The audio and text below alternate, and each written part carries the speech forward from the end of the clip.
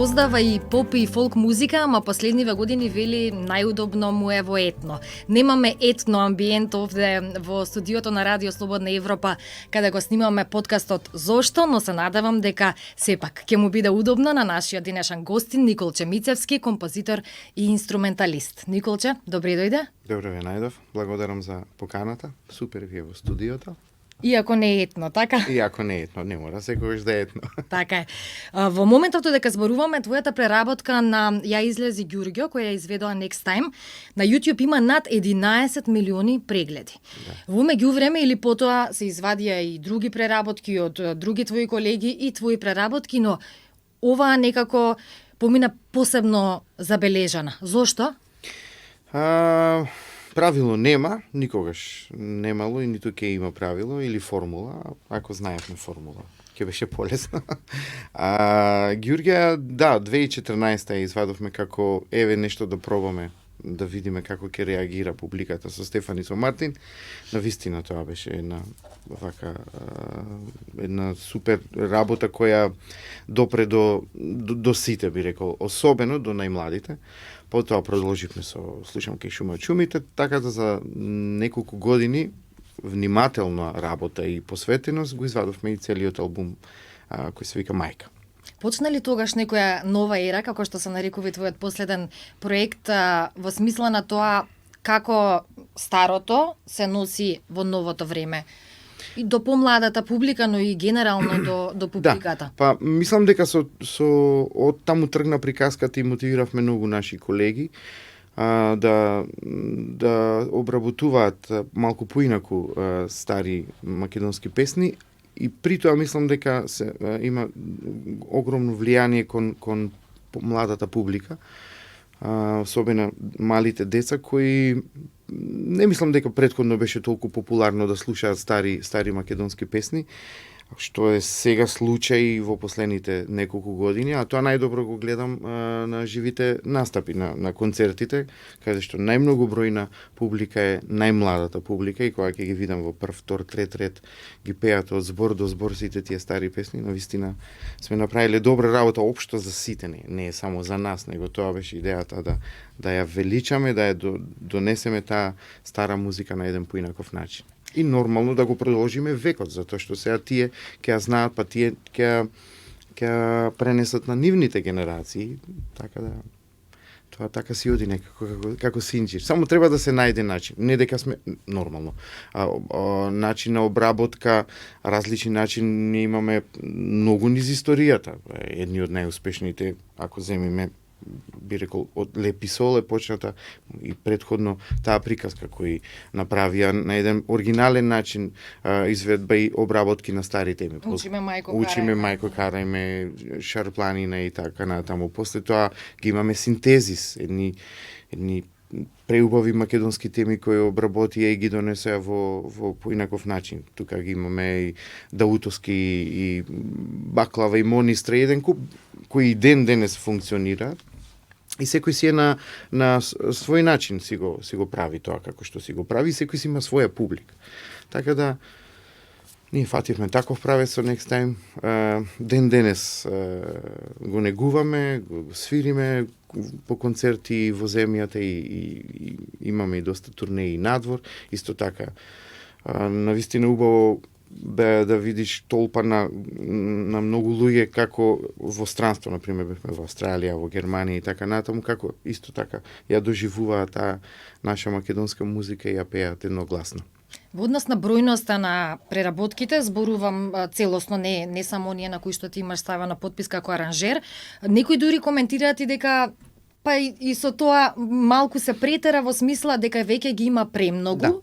Да. Би реколи дека можеби веќе ги има премногу, дека е тоа некој бран на кој што се возат. Да, па добро, тоа е како тренд и бранови, нели во секој стил на музика и во светската музика има одредени трендови. И во светската музика, ако земеме сега, има навраќање на теми и обработки, ремикси од теми од 80-тите, од 90-тите, од 2000-тите, кои дури и ние ги знаеме, нели, како помали кога ги слушавме, па сега се обработуваат и се носат на нов начин и младите ги доживуваат како нови песни. Тоа никогаш мислам дека нема да исчезне и тоа е нормално. Нормално е тоа, како и не само со музиката, и со модата, и воопшто во историјата се повторуваат тие како спирала, нели? Да, има циклуси, само ќе биде одбележување на времето, нели, кое го живееме, па ние така сме направиле за 10-15 години, некои други ќе направат на друг начин. Претерано, дали е претерано, не претерано, тоа времето ќе покажи, и самата публика некојаш кога се заситува од нештото, можеби помалку губи интерес, меѓутоа тоа одреден период, па повторно ќе се повтори, така да ќе видиме. Земаш една етно приказна, но внатре ставаш печат од времето кое што го живееш. Колку е тоа предизвикувачки да се сплотат тие две нешта? Па е предизвикувачки и одговорно пред се, затоа што тоа се теми кои оставиле нашите дедовци, прадедовци од пред 100 години, или песни кои неодамна направивме некои кои се ново компонирани од пред 20-30 години. И пред се како одговорност е голема, затоа што имаш задача да ја задржиш големината и убавината на таа песна, а при тоа да додадеш нешто што ќе на некој начин измодернизираш, иако не е правилен до крај термин тоа модернизирање, за да со цел, нели, ја оставиш печат на ова време кое го живееме.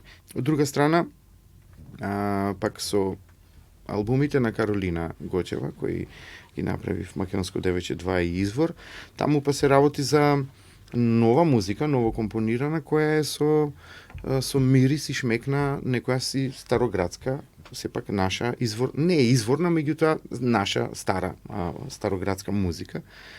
Така да, и тоа е друг начин на изразување и на начин да допреш до публиката, при тоа да го има тоа препознатливо македонско. Сведоци сме таму колку песни излегоја кои веќе се обнародија, дури за одредени песни мене ме прашува, например за Две лири ме прашува, вика, кај најдовте шубава песна, јас те обработиле. Не е обработена, направена е нова, и така натаму неколку песни кои допреа на вистина до публиката, а се со духот на нашето македонско. Ке се вратиме на приказната со Каролина, додека сме кај ова ново време Добра. кое што го живееме. Во ова ново време и вештачката интелигенција. Во денешно време, ако дадеш точно прецизни насоки на компјутерот, на машината, може за 5 секунди да направи метал верзија на Македонско девојче, да речеме. Се чувствуваш ли загрозен во таа смисла тоа што би можела во иднина да донесе вештачката интелигенција, може ли да замени? Да, не сум многу размислувал на тој дел, и ако гледам секојдневно одредени видеа како тоа функционира и што функционира, нормално техниката си носи свои предности, меѓутоа има и свои мани.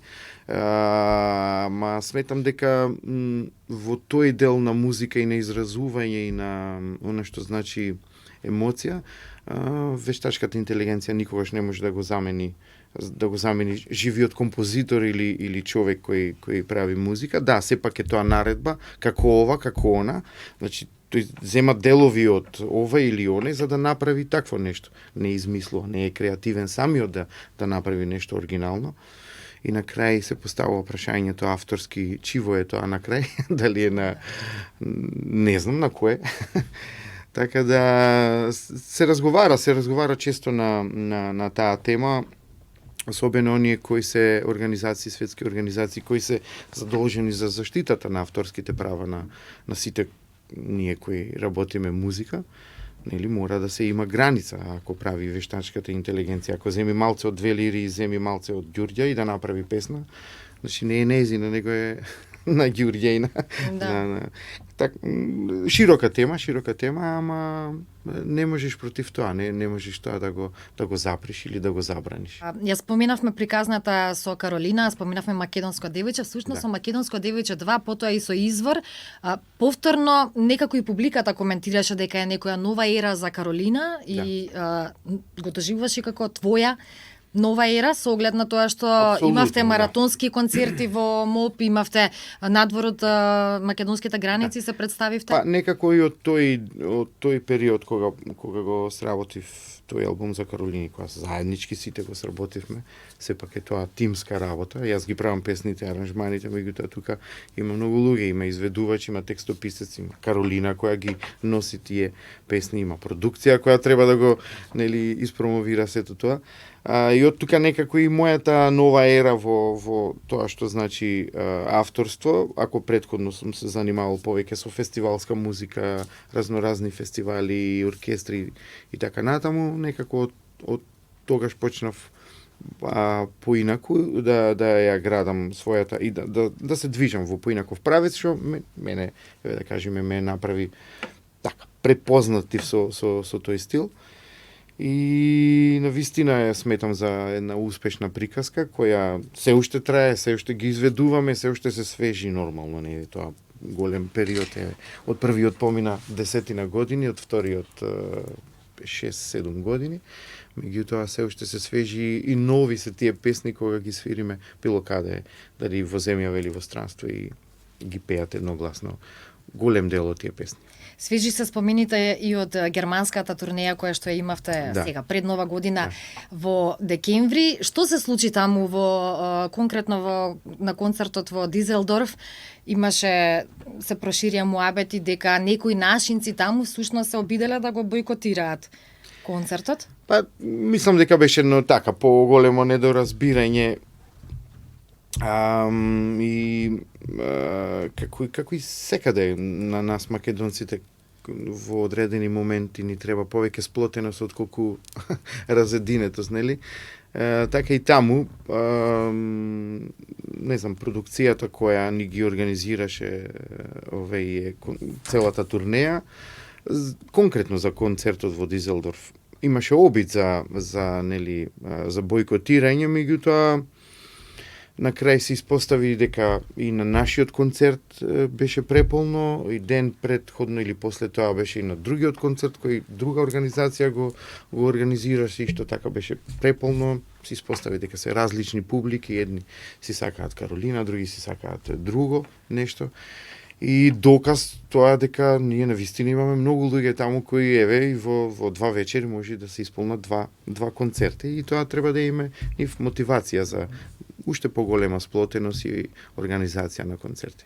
Бојкотирање, неинформираност или неповрзаност со македонската фолк песна е тоа што во последниве години, например на некои од македонските фолк фестивали, дури на социјалните мрежи се коментира дека има повеќе луѓе на сцена, музичари, отколку луѓе во публика.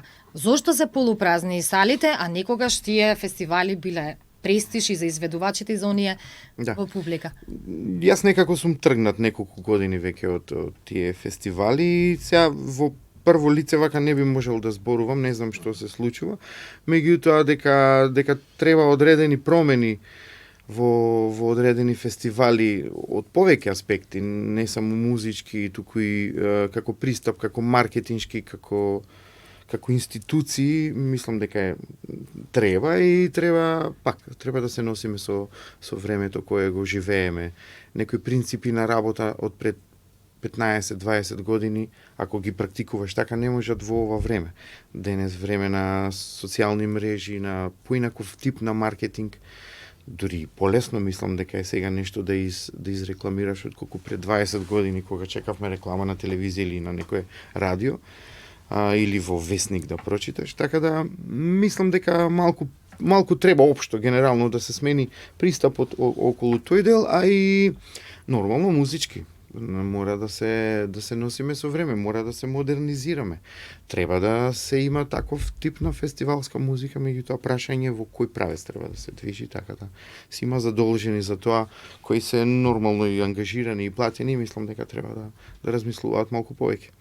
Кога ги спомена медиумите, мислиш ли дека ако слушаме повеќе македонска музика на радијата, гледаме повеќе македонски спотови на телевизиите, ќе имаме и повеќе полни сали на фестивалите? Се разбира. Колку повеќе ја доближуваме публиката, музиката до публиката на било кој начин, а медиумите се едни од главните за тоа, телевизиите, радијата, колку повеќе практикување на македонска музика, толку повеќе информираност на луѓето со тоа што се работи на естрадата и толку повеќе ќе имаш заинтересираност за да ние како артисти полниме сали. Имаме супер артисти, значи имаме ние артисти кои се од од типот на Каролина Гочева и таа клапа на луѓе кои можат да наполнат сали, можат да наполнат без никаков проблем било каде. Меѓутоа сметам дека имаме и една нова клапа на на млади изведувачи на кои им треба повеќе поддршка за да тие дојдат до до ситуација да можат да полнат сали. Генерално повеќе фактори влијаат врз тоа, дека има музика дека има изведувачи млади, талентирани дека има автори и талентирани кои ностоп работат музика меѓутоа нема нешто друго кое вака полесно ќе ја доближиме музиката. Пред 20 на години кога ќе поминевме на улица Македонија или јас во Битола растев кога ќе поминев на широк сокак, од секој кафич се слушаше македонска музика. Значи, такво беше времето кај сите слушаа, сите почитуваја и така натаму. Некако тоа со текот на годините се измени, има повеќе фактори, не е тоа дека сега немаме музика, па ќе речам, имаме прекрасна музика, дури уште повеќе трендовска од тоа време кое сме кога се создавале тие хитови. Меѓутоа, така, треба некои работи да се сменат, почувајќи од закон за застапеност на македонска музика, самосвест на сите тие кои пуштаат музика. Не мора денес во кафулината да слушаме странска музика или на 90% од радијата слушаме само странска музика. Може и тоа да се измени. Еве, имаме еден-два кафичи слушнато, веќе полека го менуваат, се надевам дека и други ќе прифатат, одиш денски на кафе и слушаш музика која е сега македонска актуелна и многу ме радува тоа, за поздрав и се надевам дека и другите тоа ќе го практикуваат. Друга болка на македонските музичари и изведувачи чинаме моментот или чувството на тоа дека оние кои што она вечна тема, дека оние кои што доаѓаат од надвор ги цениме повеќе, не ни е проблем да платиме и поскапа карта, а овие кои што ни се тука некако наши се па многу пари е ова за концерт на македонски изведувач. Тоа чинам дека е уште една вака од поголемите болки. Како да се смени таа перцепција? Да сватиме дека овој македонски изведувач вреди добро, да... нас повеќе, неверојатно, него повеќе вака надвор не почитуваат некогаш во одредени ситуации отколку дома. Или некој треба да направи надвор успех, па за да го приметат дома. Да, уствари вреден бил тој или таа. Штом другите кажуваат, изгледа е така. Не можеш да забраниш на публиката да слуша странска музика, нормално. Тоа си го направија социјалните мрежи и YouTube, достапноста до музиката, кој се ако се навратиме во периодот 90-тите, па и рани 2000-ти, кога кај нас цутеше целата музика, ние немавме социјални мрежи, немавме толку влијание. И ако имаше музички телевизии, и како за да ја замав тие музички телевизии од соседството, така некако почеа да се менуваат работите. Така да дојдеме сега до ситуација да има многу српски конкретно или бившо југословенски од тие простори кои доаѓаат тука и прават големи концерти. Да, им се слуша музиката, ги слушаат и тоа не може да се забрани, меѓутоа пак ќе кажам, ако имаме ние уште многу поголема поддршка од многу други работи, можеме да креираме, да правиме наши звезди и да се носат со тие големи звезди, така да останува да се трудиме и да се надеваме дека ќе почне некоја нова ера во однос на тоа дека треба да си го почитуваме и цениме нашето повеќе. Можеме така да заклучиме. Се надеваме, ние цело време работиме на тоа и се надеваме и работиме за да се оствари тоа. И резултати има, полека, меѓутоа има и вака гледам на светла иднина на македонската естрада со целата оваа нова сила што доаѓа и и тие што се веќе кај нас, би рекол, легенди кои веќе го имаат статусот на легенди, така да имаме сила, имаме квалитет, имаме се, и треба уште малку поддршка и ќе бидеме најсилни. Ти благодарам многу за денешното гостување во Благодарам подкастот. и вас, благодарам за поканата и се надевам ќе се видиме пак со некоја друга тема. Секако, вие го следевте подкастот Зошто на Радио Слободна Европа со нашиот денешен гостин Никол Чемицевски, композитор и инструменталист. Се надевам дека уживавте.